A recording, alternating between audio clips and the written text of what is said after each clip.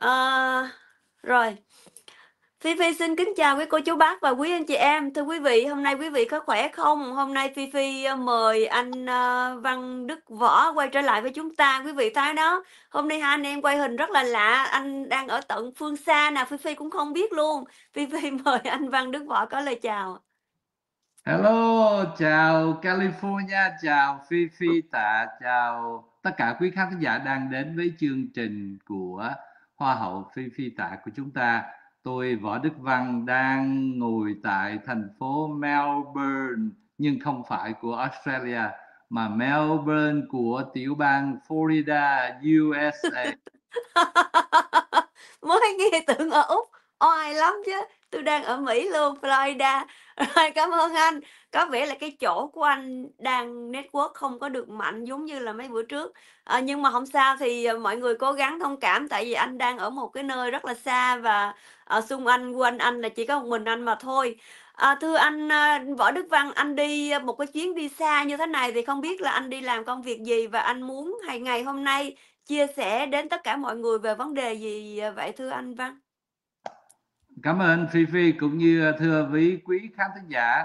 Suốt hơn một tuần lễ qua, Võ Đức Văn đã về Florida này, đặc biệt hoạt động tại vùng Miami tới vùng Melbourne để giúp cho một số nạn nhân, chúng tôi mở ngoặc đóng ngoặc, bị cơ quan di trú nặng tay đã lượm bỏ trong bóp của họ để mà bị trục xuất.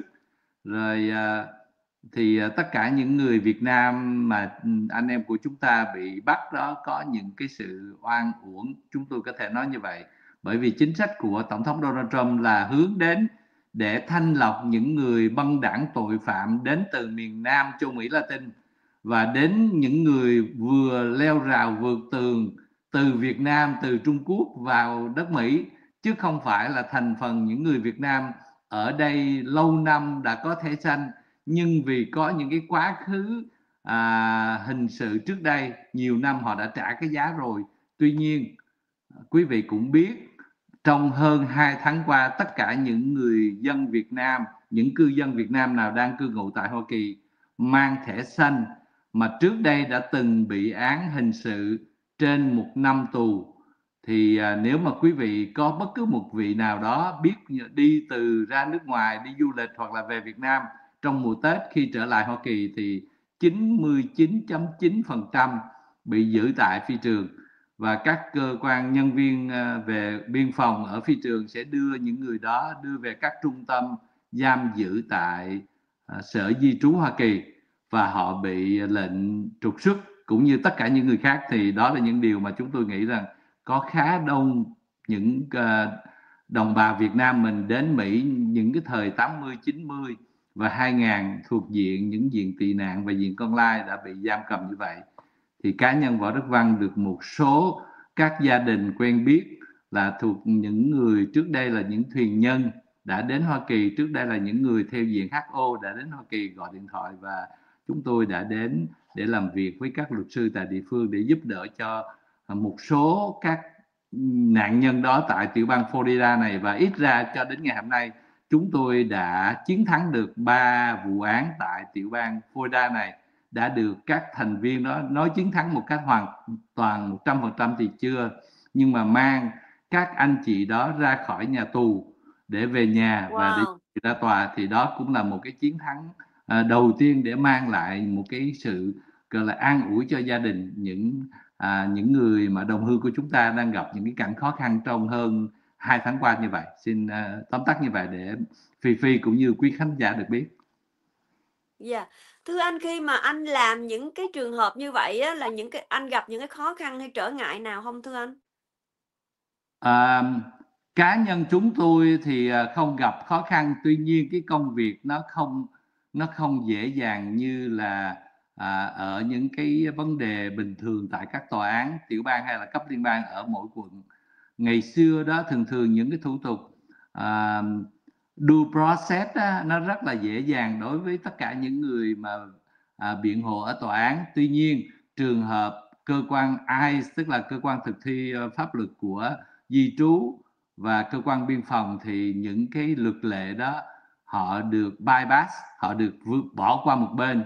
Bất cứ một vị nào mà nằm trong cái hoàn cảnh mà bị gọi là thẻ xanh mà có những cái án tích như vậy thì họ bắt bỏ bớt. Và nhiều khi đó cơ quan di trú, chúng tôi nghĩ rằng những cái sĩ quan của ICE, cơ quan thực thi pháp luật của bên di trú đó, họ có một cái quyền hạn khá đặc biệt, là như đơn cử thôi, tôi có một trường hợp của một vị con lai đã được nộp đơn để xin, luật sư của chúng tôi đã nộp đơn lên tòa kháng án, lên tòa án tại thành phố đầu tiên nhất là thành phố Lumpkin ở tiểu bang Georgia, nhưng mà vừa nộp vào thì một ngày thì cơ quan ICE thấy không muốn trả lời cho luật sư chúng tôi, họ đã di chuyển cái người Việt Nam mà có được cái là yêu cầu của luật sư đó, thành là thân chủ của chúng tôi đó, từ tiểu bang Georgia. Trong đêm đó họ đưa về San Diego. Thì sau khi ngày mai khi mà bên chúng tôi nộp vô hoàn tất thì phía bên tòa nói rằng là người đó không còn ở tiểu bang Georgia này nữa, thành thử cái nhà tù nó không có trách nhiệm về cái jurisdiction để mà nó trả lời cái này. Thì chúng tôi find out ra thì anh đó đã về tới San Diego, thành thử khi đó thì anh em chúng tôi phải làm lại những cái hồ sơ khác để gửi về cái county ở dưới San Diego và tòa liên bang ở San Diego. Thì cơ quan ai đến một cách nào đó, cái tòa hẹn ngày ra tòa thì họ lại không chở người đó ra tòa. Thì đó là những cái khó khăn mà chúng ta có thể thấy được rõ ràng là cơ quan di trú đang có những cái quyền hạn vượt quá cái điều mà chúng ta suy nghĩ. Họ viện đủ cớ lý do để họ nói rằng ôi cái ngày đó ra tòa không có những cái phương tiện để sắp xếp cho cái ngày đó, thành thử chúng tôi bị trễ 1-2 tuần mà không có một cái lý do giải thích chính đáng hết. Thành thử những cái khó khăn đó đặc biệt là trong tháng 3 vừa rồi đó, hầu hết không chỉ cá nhân anh em chúng tôi bị, nhưng mà các luật sư đều bị. Nó có những cái trường hợp bị từ chối na ná giống nhau như vậy. Và những cái điều như vậy thì chân tình mà nói đó, nó không có trong những cái luật lệ nào hết, và các luật sư sẽ không có những cái khiếu kiện đến bất cứ một cái tòa nào được hết, bởi vì các cơ quan ai họ viện cớ là họ không đủ nhân sự, họ bị trễ vì những cái phương tiện này nọ, và xin đình lại những cái ngày khác thôi. Đó là những cái khó khăn mà dễ gặp phải trong các trường hợp mà gọi là bị di trú, đối diện những người bị can chúng tôi mở ngoặt đóng ngoặt mà nằm trong những cái diện mà truy tố di trú và đối diện với vấn đề trục xuất như vậy.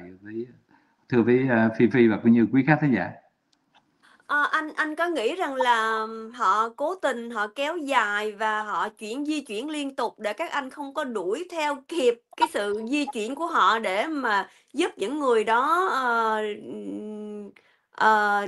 trở về, có nghĩa là họ muốn phải trục xuất cho nó sạch và cho nó hết những cái thành phần như vậy không?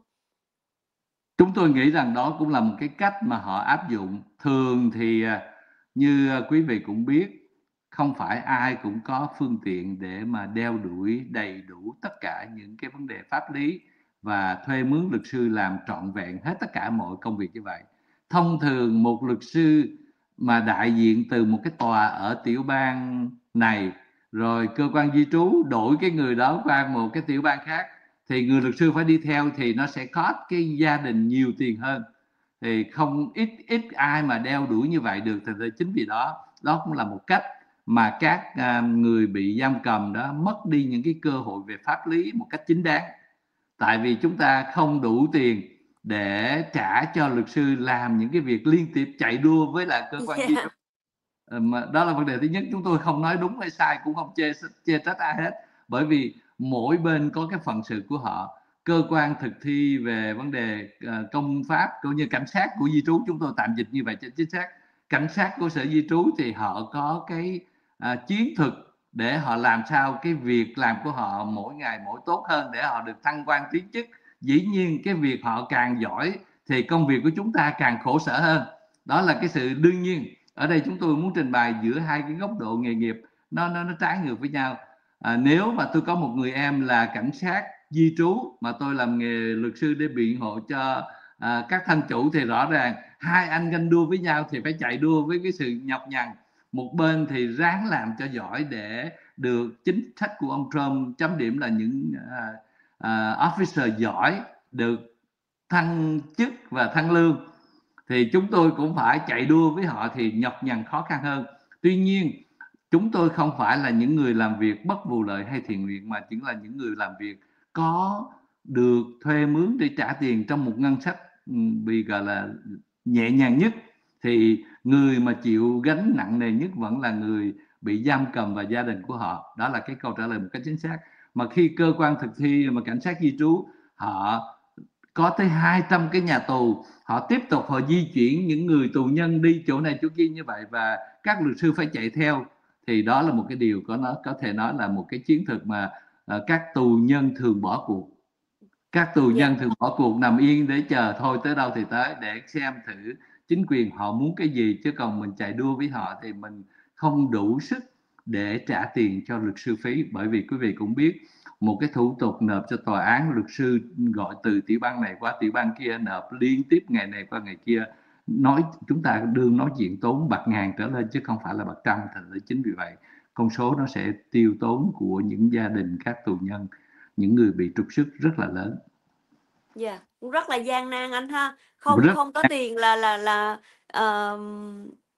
để mà trả luật sư không nổi. Thì qua những cái trường hợp mà anh đã cứu và giúp họ ra khỏi nhà tù trục xuất, thì anh có cái cảm xúc nào khi hay là cái sự đoàn tụ của họ may mắn họ trở về với gia đình á, anh cảm động nhất? Phi Phi cũng như quý khán thính giả biết, khi chúng ta làm cái việc này đó, nó đặt cái hoàn cảnh mình đứng giữa cái, chúng tôi có thể nói là giữa cái chết và cái sống, cái sự chia ly và cái sự đoàn tụ. Mình đứng ngay chính giữa. Và tôi kể một câu chuyện, một gia đình ở tại tiểu bang này có người con mà trước đó đó 5 người bạn của họ đi trình diện đều bị giữ hết 5 người. Ồ! Trong cái nhóm của họ có 5 người bị bắt trước đây cùng một nhóm, một tổ chức tội phạm có tổ chức. Tôi nói vậy đó, trước đây nhiều năm, 20 năm về trước, cái em trẻ này đó tham dự vào một nhóm gọi là những cái băng đảng có tổ chức, thì 5 người bị bắt hết. Thì 5 người đó đều là những người thuộc diện HO Việt Nam. Tôi nói vậy để cho hiểu. Thì bị lệnh trục xuất. 20 mấy năm nay người ta vẫn bình thường được sống, bởi vì Việt Nam không nhận. Nhưng mà có một cái mật ước giữa ông Tô Lâm và ông Trump, chấp nhận hết tất cả những tù nhân nào mà bên Mỹ này đưa về thì chính quyền Việt Nam sẽ nhận, để đổi lấy những cái sự dễ dàng trong chính sách quan hệ ngoại giao giữa chính quyền Donald Trump và chính quyền Việt Nam. Cái đó là những điều mà chúng tôi chia sẻ những thông tin chính xác nhất để quý vị biết lý do tại sao mà cái tinh thần những người Việt Nam có thể xanh bị trục xuất trong cái hoàn cảnh này rất là dễ dàng hơn lúc trước là vậy. Thì 4 người bạn của anh này của tháng 3 đó đi trình diện, 4 người mất hết 4 người, không anh nào về hết, thì gia đình hoang mang lắm, và họ nằm trong bị đưa về nhiều tiểu bang, cuối cùng đưa về tới San Diego, và họ chờ cái quyết định cuối cùng là sẽ đi về Việt Nam ngày nào mà thôi. Thành ra tới cái người này là người thứ 5, và người này gia đình họ, cha mẹ thì ở bên dưới Orange County chúng ta và biết tôi. Thành thử họ đến, họ khóc lóc, họ lo đủ điều, và chúng tôi cũng kể thật, họ đã có một cái kế hoạch trong gia đình là sắp xếp cho cái người con này bỏ trốn. Ồ!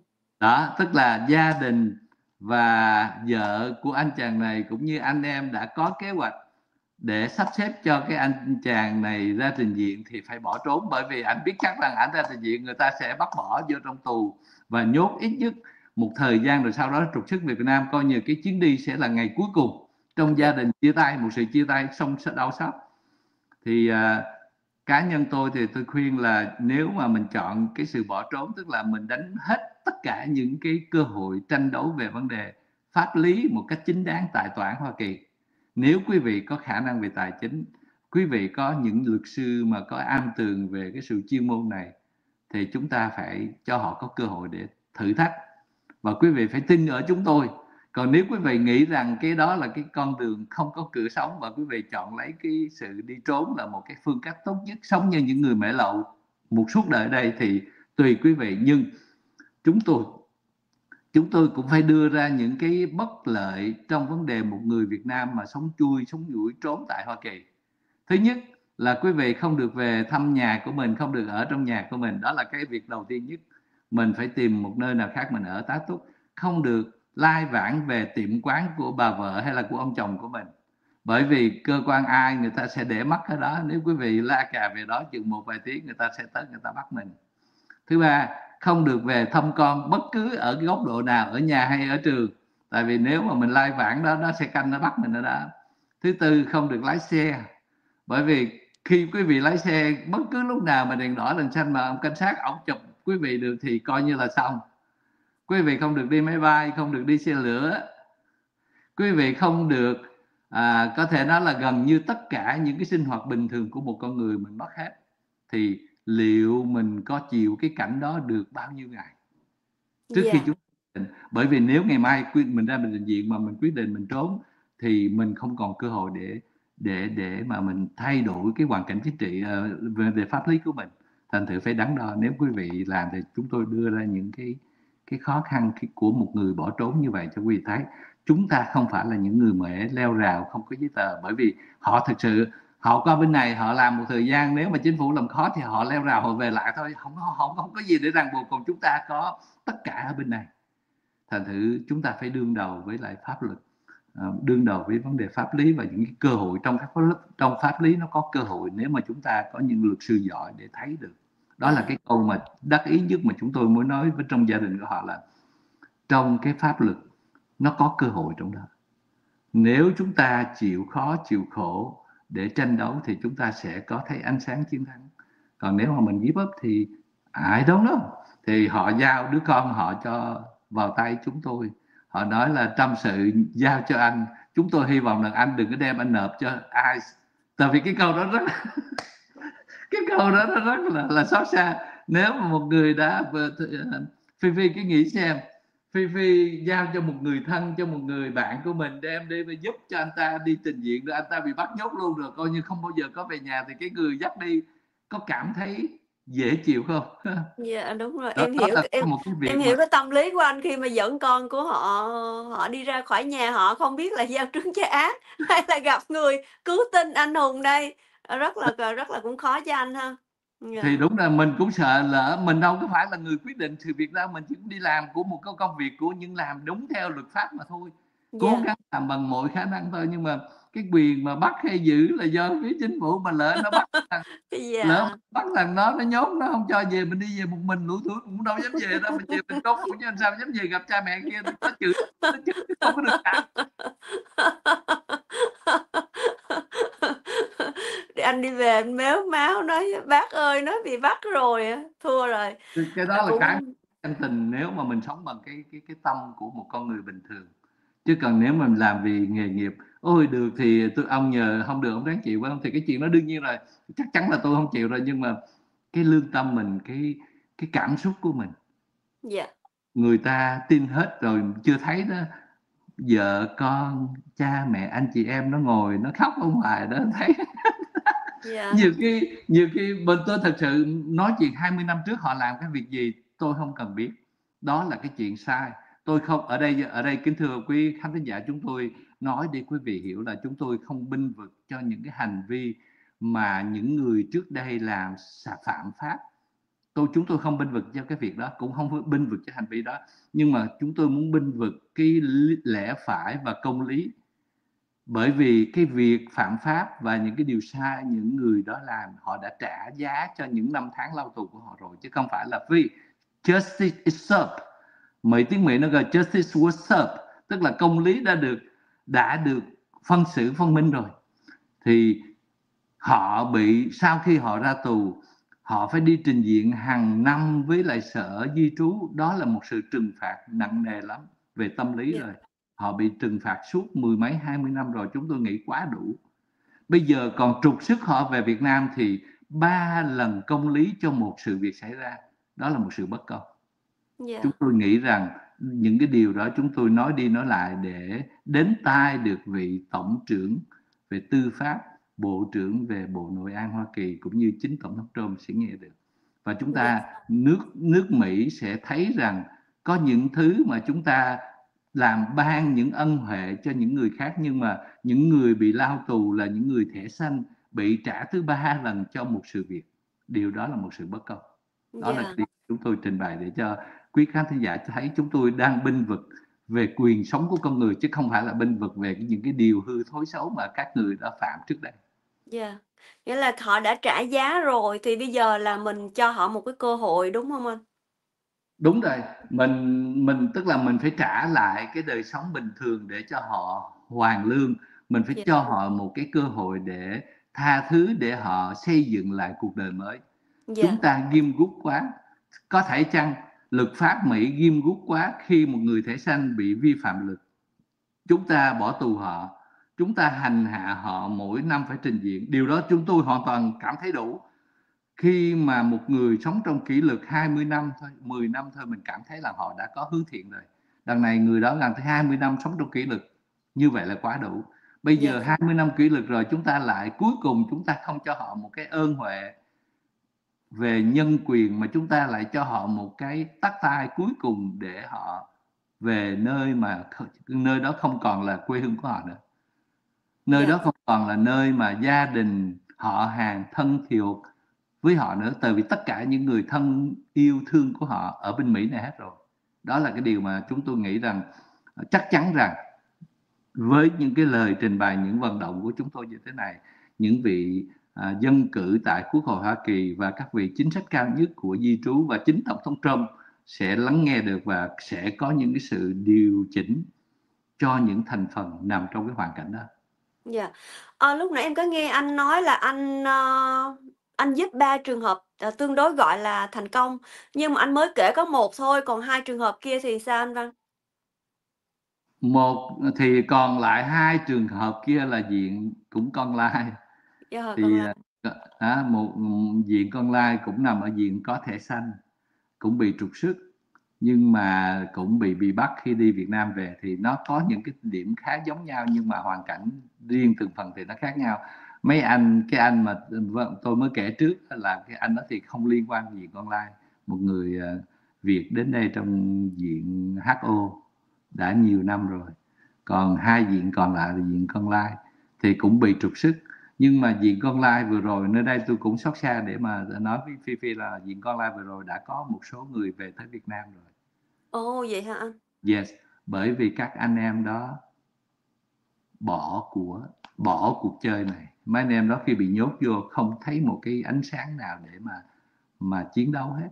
Thứ nhất, Dạ, anh em đó không có tiền, không có thân nhân, không có bạn bè, không có bất cứ một cái phương tiện nào để mà nghĩ rằng mình ở lại, nó tồn tại trên cái đất nước Mỹ này, thành thử họ give up luôn.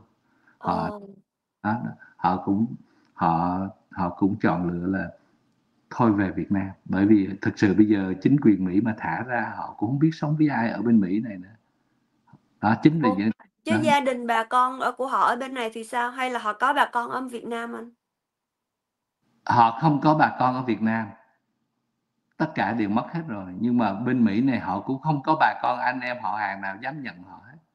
Họ sống Yeah. ngoài đường, họ sống homeless, họ sống đời sống bất cần đời cả hơn mười mấy năm nay ở các Ô, họ là homeless rồi đó hả anh?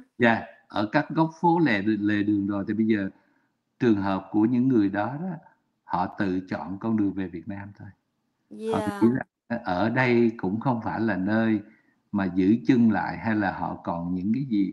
Tuy nhiên nếu mà hỏi họ là nếu mà anh chọn về Việt Nam và anh sống bên Mỹ này mà chính phủ không làm dễ làm khó với anh, thả anh ra, thì anh chọn ở đâu? Nói thì tôi sẽ chọn ở Mỹ, nhưng mà bây giờ khó khăn quá, tôi không có tiền mướn luật sư, không có bất cứ một cái phương tiện nào, thôi đành đành phải give up, đành phải phải bỏ qua tất cả những cái cơ hội của mình về Việt Nam thôi.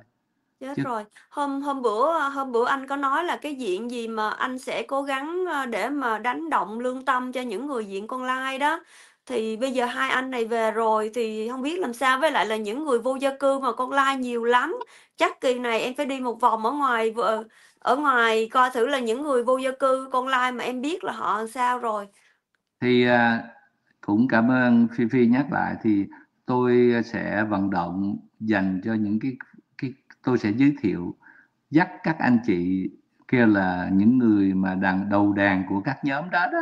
Họ có những cái tổ chức người Mỹ Lai tại Hoa Kỳ, người Mỹ Lai tại Liên hiệp hội người Mỹ Lai rồi, họ có những cái tổ chức đó. Thì trong tháng tư này, cuối tháng tư này, tôi sẽ cố gắng mời họ đi cùng đến Quốc hội Hoa Kỳ trong một cái buổi tập hợp chung trước mặt nhiều vị dân biểu liên bang cũng như thượng nghị sĩ.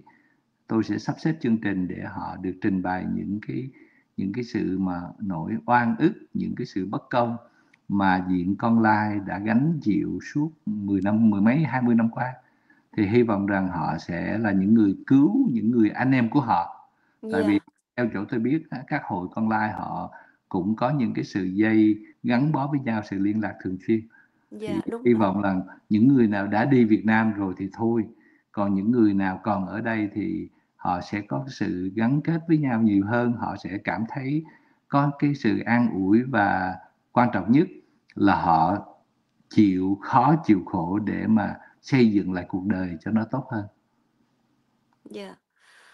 Ờm, thưa anh Văn, thì, anh nói là có 3 cái trường hợp như vậy là anh cũng chia sẻ rồi. Em hy vọng là sắp tới anh có giúp những trường hợp nào thành công hay là chưa thành công thì anh cũng sẽ lên để mà chia sẻ đến cho mọi người họ nghe, cũng như là họ hiểu biết hơn về luật pháp và cũng như là có kinh nghiệm mà đừng có lặp lại, con đường của những người, bị trục xuất như vậy ha. Vâng, thì hôm nay mình chỉ tóm tắt về cái vấn đề trục xuất một Dạ, ít để mà dạ rồi. báo cáo OK, về thì, để báo thì, cáo cho TV về cái chuyến đi. Vì hôm nay dạ, siêu đúng cái, rồi. cái topic mà tôi muốn trình bày với lại Phi cũng như quý khán Từ thính từ giả. từ, cái đó lần thứ hai, cái đó video riêng. Bây giờ mình Ok, kết thúc video này, mình chào tạm biệt, kết thúc video này. ok. Thì, thưa anh Văn, cảm ơn anh rất nhiều. Đường truyền của anh rất là yếu, mong quý cô chú anh chị em thông cảm ha. Mặc dù là ở một nơi xa xôi, khi có những tin lành như vậy, ảnh vẫn gọi điện liền về cho chúng ta để chúng ta có được những thông tin vui cho những người có lệnh trục xuất nhưng mà đã cứu giúp tạm gọi là thành công. Chúc mừng anh. Có thể gọi anh Văn là người hùng của chúng ta được không thưa quý vị? Cảm ơn người hùng đã dành thời gian đến với chương trình của chúng ta và chúc anh có thật nhiều sức khỏe và có nhiều năng lượng và có nhiều tâm lành để giúp cho mọi người. Xin hẹn gặp lại anh video kế tiếp khi anh có những cái câu chuyện. Nhưng mà trong quá trình anh giúp đỡ, nếu như có những ai mà có thể cởi mở lên kênh của chúng ta để chia sẻ thì đó là điều tốt đẹp. Thì anh lưu ý điều này nha, để bà con thấy là người thật việc thật, họ sẽ có niềm tin nhiều hơn nữa. Cảm ơn Phi. Thì từ trung tâm Canaveral, tức là mũi Kennedy Cap, nơi mà vừa thứ Bảy vừa rồi SpaceX lại bắn chiếc phi thuyền số 2 để lên ra ngoài không gian làm những cái công việc mà chúng ta thấy đang cần. Hết sức cảm kích cho sự cống hiến của anh Elon Musk của chúng ta trong suốt 2 tuần lễ qua, đã mang lại những cái chiến thắng vẻ vang cho người dân Hoa Kỳ, cho đất nước Hoa Kỳ. Tuy nhiên cá nhân ông Elon Musk của chúng ta thì nói rằng là chúng tôi có thể là xót xa là thứ Bảy tuần vừa rồi chính là cái nơi mà trung tâm SpaceX đã phóng lên những cái chuyến công việc để cứu lấy những cái sứ mệnh của người dân Hoa Kỳ. Thì anh bị dân ở đây nó bao vây, nó tấn công, nó hô hào, nó chống ông Trump, nó chống ông Alex. Chúng tôi cũng cảm thấy xót xa, mình đứng giữa cái nơi mà có thể nói là không biết là cái hoàn cảnh mình phải nói làm sao để mà an ủi được những người xung quanh, người ta bất mãn vì nhiều cái chuyện quá. Chính mình cũng hiểu được những cái khó khăn trước mắt như vậy. Nhưng mà chúng tôi hy vọng rằng chính sách của ông tổng thống Trump về vấn đề di dân sẽ giải quyết được những bế tắc, những cái vấn đề an ninh của nước Mỹ. Tuy nhiên luật là luật nhân tình, tình cảm con người, nhân ái vẫn là một điều mà chúng tôi cũng nghĩ rằng có một số hoàn cảnh nào đó chính quyền cũng phải có một cái sự nhẹ tay để mà mang lại những cái tình cảm cho tất cả những gia đình Việt Nam đang sống trong cái sự khó khăn đó. Nếu mà làm luật mà có tình thì làm sao mà làm được anh? Đã luật là phải luật. Luật Không, mà có tình á thì nó sẽ đi kèm luật, luật mà có tình thì nó sẽ kèm đi có tiền trong đó. Không không, được. không. Chúng ta vẫn nghĩ rằng cái điều đó nó có những cái sự mà xung đột, nhưng không phải như vậy. Vậy Luật hả? pháp không phải là để trả thù, mà luật pháp là để giữ cho trật tự an ninh xã hội và để giáo dục cho xã hội mỗi ngày mỗi tốt hơn. Đó là cái nguyên tắc của luật pháp không phải để trả thù, cũng không phải là để trừng phạt. Chúng ta đang sống ở một quốc gia dân chủ và vì con người nhân bản, chứ không phải là một chế độ độc tài vua chúa để mà chúng ta dùng luật pháp để mà chúng ta cầm đầu cởi cổ trên tất cả những con dân phải làm tôi làm tớ cho mình. Thành thử hai cái khái niệm đó nó sẽ bị xung đột. Chúng ta đang là sống trong một đất nước đại diện cho nền móng dân chủ lớn nhất địa cầu này, và cái giá trị dân chủ Hoa Kỳ là một cái ngọn đuốc để cho toàn thế giới đi theo. Thì trong cái nền móng về pháp lý đó, nhân bản, quyền sống của con người là một điều cơ bản. Ở đây chúng tôi nói như vậy không phải là tình, chúng tôi nói là công bằng. Tình Yeah. ở đây là công bằng. Những người Việt Nam bị phạm pháp cách đây 20 năm, họ đã trả cái giá đó rồi. Câu đó là họ không phải là những người mới vượt biên hay là tù nhân ở Việt Nam họ vượt biên giới trốn vào Mỹ, mà những người trước đây có những cái sự khác biệt về vấn đề văn hóa, chưa hội nhập đời sống Hoa Kỳ từ Việt Nam đến, họ không biết, họ không đủ kiến thức để họ vi phạm, thì bây giờ họ đã trả cái giá những năm tháng lao tù cho cái việc làm sai quấy của họ rồi. Chúng tôi không nói tới cái chuyện đó và cũng không ủng hộ cho những cái việc làm sai quấy của họ. Chúng tôi vẫn dặn dò họ là lỗi tại các anh. Tuy nhiên, suốt hơn thời gian mà họ được tự do đó, họ bị sống trong kềm kẹp của sự kêu gọi là phải đi trình diện, bị kiểm soát bởi công an trị. Điều đó nó cho thấy là những năm đó họ cũng đã bị sống trong sự khắc nghiệt, khắc khe, mất đi tự do.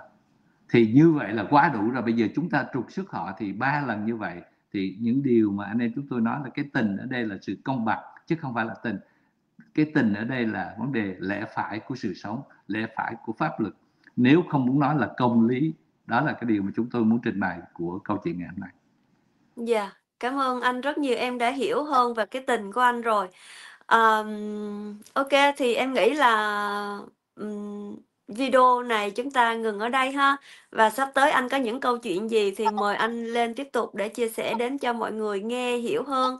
Và cũng như Phi Phi cần phải học hỏi lên hơn nhiều nữa, bởi vì là Phi rất là chưa có biết nhiều về luật pháp như thế này. Khi mà nghe anh Văn nói Phi Phi wow, wow, wow, rất là nhiều thứ.